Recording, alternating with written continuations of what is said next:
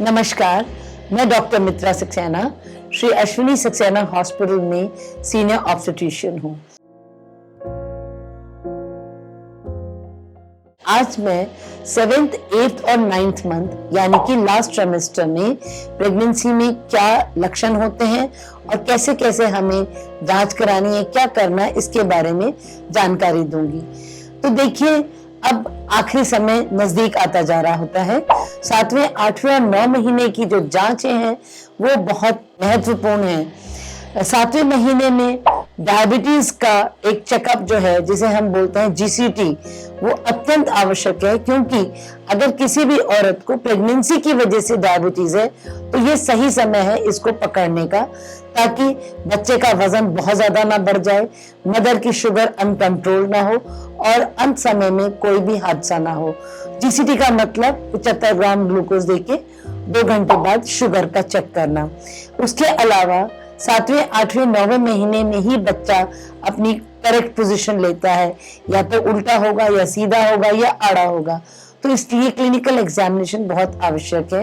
Mother का wait क्या है, ब्लड प्रेशर क्या है, कोई सूजन तो नहीं है, किसी भी प्रकार की समस्या यानी कि ब्लड प्रेशर, खून की कमी, अनीमिया, शुगर, ये सब अगर आखिरी के महीनों में होती हैं तो मदर की डिलीवरी के समय काफी कॉम्प्लिकेशंस हो सकती हैं। इसलिए ये लास्ट ट्राइमेस्टर अत्यंत आवश्यक है। इस समय एक अल्ट्रासाउंड, जिसे हम बोलते हैं ग्रोथ स्कैन, 7वां महीना खत्म होने के बाद एक ग्रोथ स्कैन कराना बहुत जरूरी है, क्योंकि ये बहुत महत्वपूर्ण जानकारी हमें देता है कि बच्चा सीधा है, उल्टा है, पानी कितना है, नाल कहाँ पर है, बच्चे का वजन कितना है और कहीं कोई कमी तो नहीं है ग्रोथ में। क्योंकि अगर 7वें महीने की ग्रोथ में कमी है तो हमारे पास 8वां और 9वां महीना है, जिसमें कि हम कुछ ना कुछ चेंज करके और बेबी की ग्रोथ को इम्प्रूव करा सकते हैं। तो इसलिए 7वें, 8वें, 9वें महीने की सारी जांचें, सारी चेकअप्स, सारी जानकारी, खान पान के बारे में, वॉकिंग, एक्सरसाइज, ये अत्यंत आवश्यक है।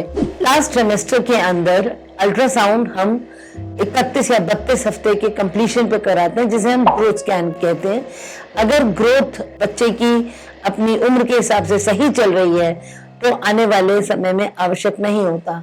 अगर कहीं भी हमें संभावना लगती है कि बच्चा कमजोर है तो 36 हफ्ते पे हम दोबारा एक अल्ट्रासाउंड और करा सकते हैं। इस समय जो बहुत आवश्यक है कि मरीज अपने हस्बैंड या सास, जो भी उसका बर्थ कंपेनियन बनने को तैयार है, यानी कि डिलीवरी के समय जो लोग उसके साथ हो, उन्हें, आप लोगों को उनके साथ अस्पताल आना चाहिए, ताकि मरीज यानी आप और आपके साथ आपके रिलेटिव जो बर्थ कंपेनियन है, उनकी भी हम जानकारी बढ़ा सकें।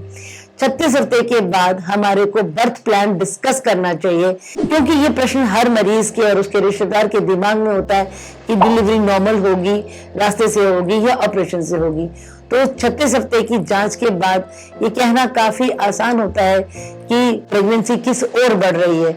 अगर बच्चा उल्टा है तो ऑपरेशन की संभावना बढ़ जाती है, परंतु अगर बच्चा सीधा है, कोई कॉम्प्लिकेशन नहीं है, तो नॉर्मली होगी। और नॉर्मल डिलीवरी कराने के लिए जो भी सुझाव है, ये इसी समय पर मरीज को, उसके बर्थ कंपेनियन को डॉक्टर के साथ डिस्कस करना चाहिए।